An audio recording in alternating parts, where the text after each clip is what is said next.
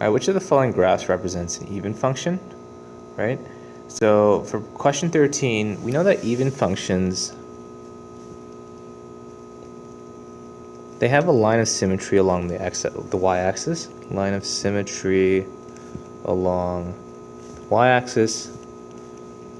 So the y-axis acts as a symmetrical plane, right, and acts as a symmetry.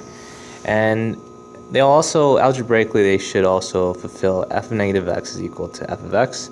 However, we aren't given any algebraic statement, so we just have to purely demonstrate this through display, right? So we have to kind of just inspect it.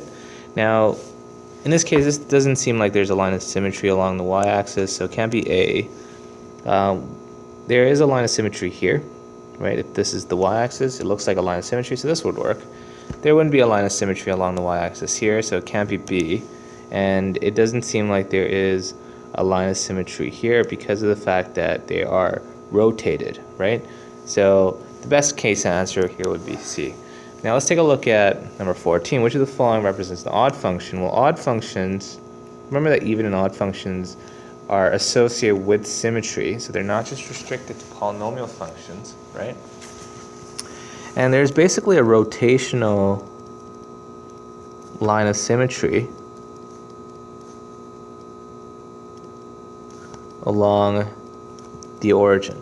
So what that means is there's a line of symmetry along the origin, but also that the object or the shape of the graph is rotated, right?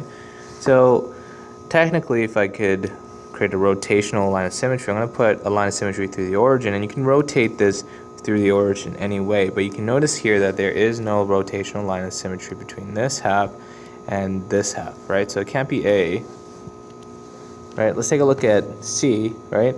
In this case, if I do a line through the origin, this is not a rotational line of symmetry because this half is not symmetrical to this half, right? So it can't be C.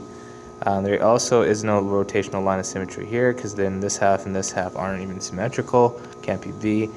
But you can see that D here has a rotational line of symmetry because this half and this half are mirror images, but they're just rotated, right? So it's going to be D in this case. Okay. Odd functions, they will have a rotational line of symmetry, and also algebraically, f of negative x should be equal to negative f of x.